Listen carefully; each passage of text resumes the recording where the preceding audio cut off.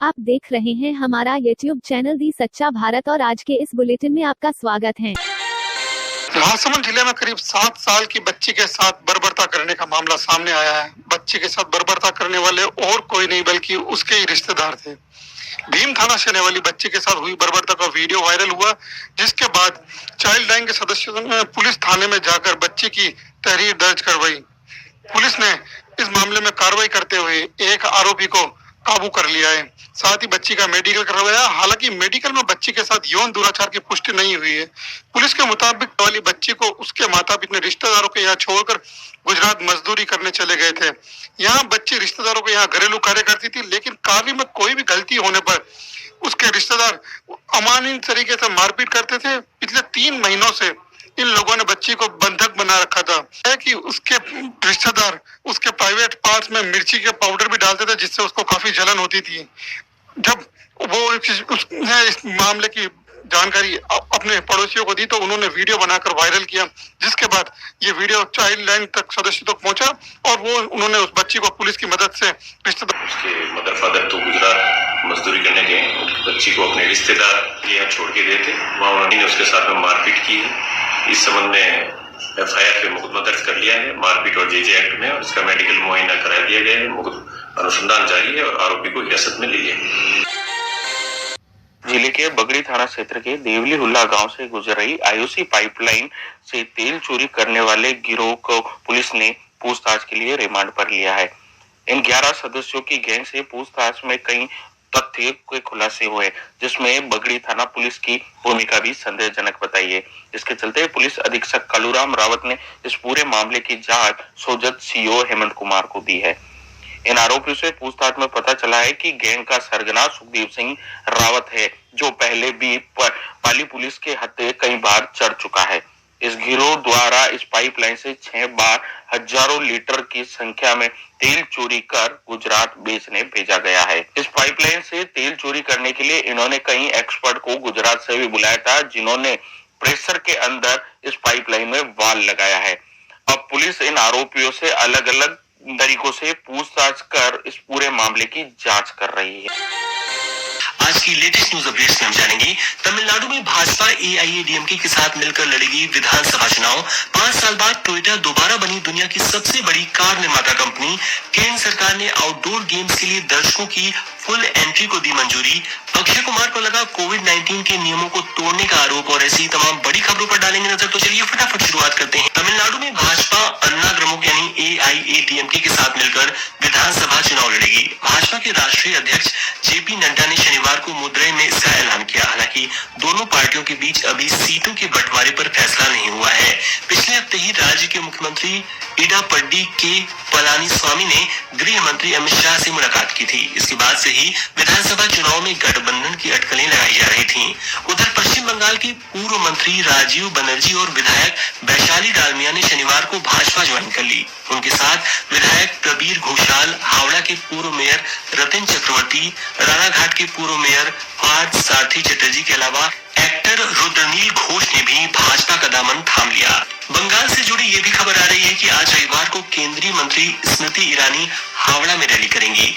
Israeli दूतावास के बाहर ब्लास्ट के बाद शाह ने पश्चिम बंगाल का दौरा टाल दिया था। कृषि कानूनों के खिलाफ किसान आंदोलन का कल 66वां दिन था, लेकिन पिछले 4 दिनों में 2 बार हुई हिंसा के बाद सरकार और पुलिस की तरफ से लगातार एक्शन हो रहा है। पुलिस रैली में शामिल हुए ट्रैक्टरों के रजिस्ट्रेशन नंबर और मोबाइल कॉल डेटा की पड़ताल की जा रही है। वहीं लोगों ने पुलिस को हिंसा से संबंधित 1700 वीडियो क्लिप्स और CCTV फुटेज भी उपलब्ध कराए हैं। मामले में सबूत जुटाने के लिए दिल्ली क्राइम ब्रांच और फॉरेंसिक एक्सपर्ट की टीम शनिवार को लाल किले पहुंची। अब तक दिल्ली पुलिस ने 38 FIR दर्ज की है और 84 लोगों को गिरफ्तार किया है। देश में कोरोना महामारी की शुरुआत हुए 1 साल पूरे हो गए। पिछले साल कल ही के दिन केरल में पहला मरीज मिला था। तब से अब तक 1,07,34,026 लोग कोरोना की चपेट में आ चुके हैं। हालांकि ठीक होने वाले मरीजों की बढ़ती संख्या को देखते हुए भारत अब दुनिया के टॉप 15 संक्रमित देशों की सूची से बाहर हो गया है। Serum institute of India SII ने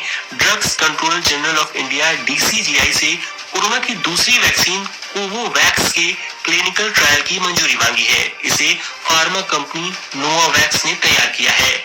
ब्रिटेन से दिल्ली आने वाले यात्रियों के लिए अब इंस्टीट्यूशनल क्वारंटाइन अनिवार्य नहीं है। वहीं गुजरात में कोरोना पर काबू पाने के लिए 4 जिलों अहमदाबाद, वडोदरा, सूरत और राजकोट में नाइट कर्फ्यू 15 फरवरी तक बढ़ा दिया गया है। उधर अमेरिकी नागरिकों को प्लेन और ट्रेन समेत सभी तरह के पब्लिक ट्रांसपोर्ट में सफर करते वक्त मास्क पहनना होगा। US centre for disease control ने शनिवार को इसके लिए ऑर्डर जारी किया। यह ऑर्डर 1 फरवरी से लागू हो जाएगा। इजरायली दूतावास के पास हुए ब्लास्ट को लेकर दिल्ली पुलिस की साइबर सेल एक टेलीग्राम अकाउंट की पड़ताल कर रही है। इसी अकाउंट से ब्लास्ट की जिम्मेदारी लेने का स्क्रीनशॉट वायरल हुआ था। इसमें जैश उल हिंद नाम के एक संगठन ने धमाके की जिम्मेदारी ली थी। हालांकि इसकी पुष्टि नहीं हुई है। सूत्रों के हवाले से जानकारी मिली है कि इजरायली दूतावास के पास शुक्रवार शाम को हुए ब्लास्ट के समय आसपास के इलाके में 45,000 मोबाइल फोन एक्टिव थे।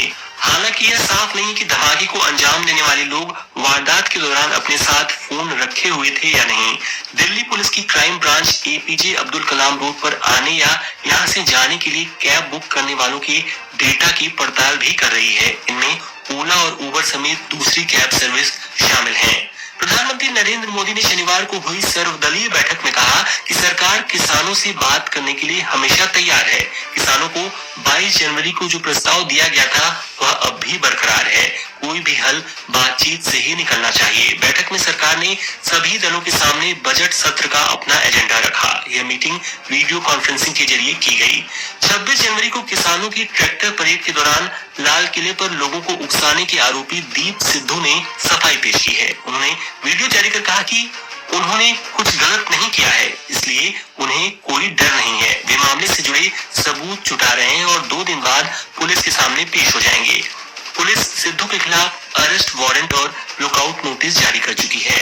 साउथ दिल्ली म्युनिसिपल कॉर्पोरेशन ने दिल्ली को हरा भरा बनाने के लिए एक नई शुरुआत की है। यहाँ 23 जनवरी को नजफगढ़ जोन में गार्बेज कैफे लॉन्च किया गया। इस रेस्टोरेंट में प्लास्टिक वेस्ट देने पर मुफ्त में खाना दिया जाता है। इस वेंचर के तहत कोई भी व्यक्ति 1 किलो प्लास्टिक वेस्ट जैसे खाली पानी की बोतल, कोल्ड ड्रिंक की बॉटल्स, प्लास्टिक कैन आदि देकर गार्बेज कैफे में फ्री में खाना खा सकता है।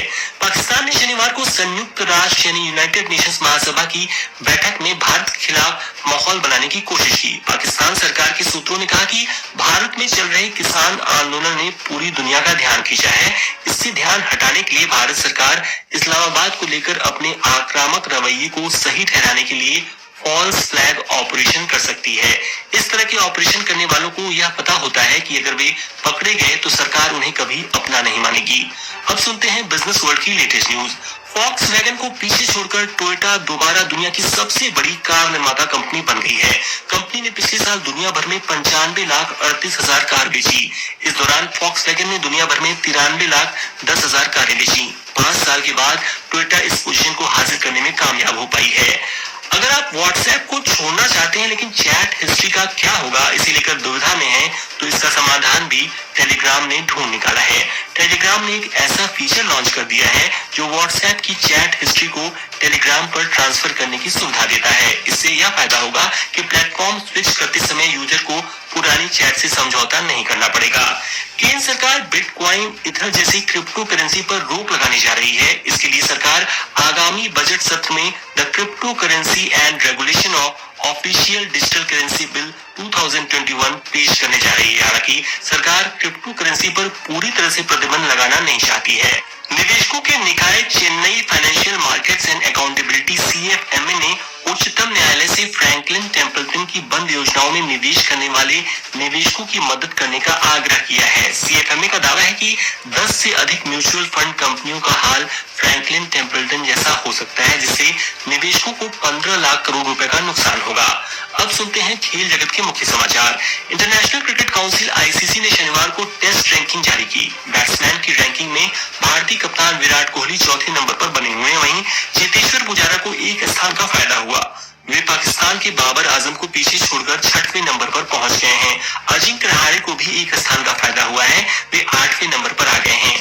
टॉप 10 में भारत के 3 बल्लेबाज शामिल हैं, जबकि टॉप 10 गेंदबाजों की लिस्ट में टीम इंडिया के 2 बॉलर्स हैं। 8वें नंबर पर अश्विन और 9वें नंबर पर बुमराह।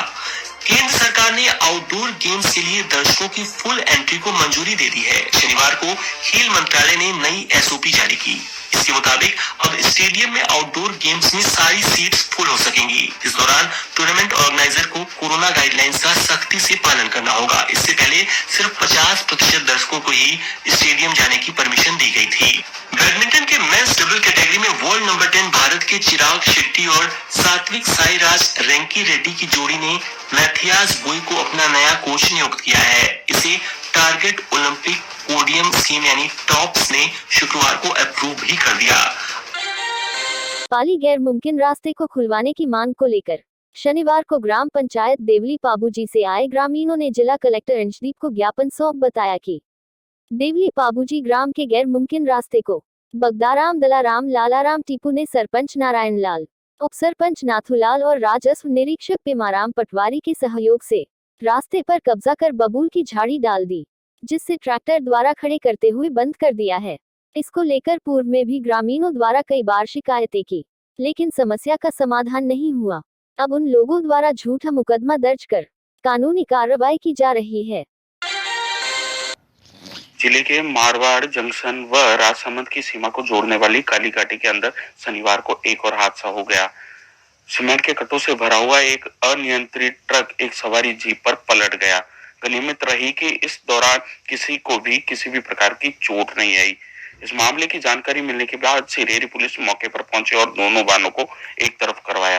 बताया जा रहा है इस हादसे के बाद काली घाटी में करीब 4 घंटे का जाम लग गया। आपको बता दें कि पाली की काली घाटी में हर सप्ताह कोई न कोई बड़ा हादसा होता है, जिसके कारण पुलिस इसे काफी गंभीरता से लेती है। जिले के देसूरी थाना क्षेत्र की सीमा में आने वाले गानेराव गांव के सीएचसी पर डॉक्टरों के साथ मारपीट का मामला सामने आया है। बताया जा रहा है कि एक आरोपी द्वारा अपने रिश्तेदार के ऑपरेशन को लेकर डॉक्टरों के साथ विवाद हुआ था। उस विवाद के बाद आरोपी ने डॉक्टरों के साथ मारपीट की और वहां अस्पताल में तोड़फोड़ भी की थी। इस मामले को लेकर सीएचसी प्रभारी ने देसूरी थाने में मामला भी दर्ज कराया है। देसूरी थाना द्वारा शिकायत पर राजकार्य बाधा सहित कई धाराओं में मामला दर्ज किया है और आरोपी की तलाश की जा रही है। पाली जिले में कोरोना वैक्सीन का प्रथम चरण पूरा हो चुका है। इस प्रथम चरण के तहत पाली में लगभग 34% स्वास्थ्य कर्मियों ने टीके नहीं लगवाए हैं। इसके पीछे चिकित्सा विभाग अलग अलग कारण बता रहा है, लेकिन जहां सोशल मीडिया पर फैली भ्रांति थी उसको पाली सीएमएचओ ने सिरे से नकार दिया है। पाली सीएमएचओ ने बताया है कि उन्हें पाली जिले में 13,000 के लगभग लक्ष्य मिला था टीकाकरण का, लेकिन 9,730 स्वास्थ्य कर्मियों ने टीके लगाए हैं। उन्होंने बताया कि कई को डायबिटीज एवं अलग अलग बीमारियां होने और कई स्वास्थ्य कर्मियों का ट्रांसफर हो जाने के कारण वह वंचित रहे हैं। पाली नगर निकाय चुनाव मतगणना जारी। अतिरिक्त पुलिस अधीक्षक तेजपाल सिंह सोजत, सीईओ डॉक्टर हेमंत कुमार ने लिया व्यवस्थाओं का जायजा। अतिरिक्त पुलिस अधीक्षक ने सोजत मतगणना केंद्र का किया निरीक्षण। चप्पे चप्पे पर सुरक्षा बल और अतिरिक्त जाब्ता तैनात। जिले में 7 नगर परिषद के 195 वार्डों की मतगणना है जारी। प्रारंभिक रुझानों के आधार पर भारतीय जनता पार्टी भारी बढ़त की ओर अग्रसर। सोजत नगर परिषद में कांग्रेस पार्टी बोर्ड की ओर अग्रसर। जिला निर्वाचन अधिकारी अंशदीप के निर्देश से जारी है सभी केंद्रों पर मतगणना। और ऐसे ही नए अपडेट पाने के लिए द सच्चा भारत चैनल को सब्सक्राइब कीजिए। धन्यवाद।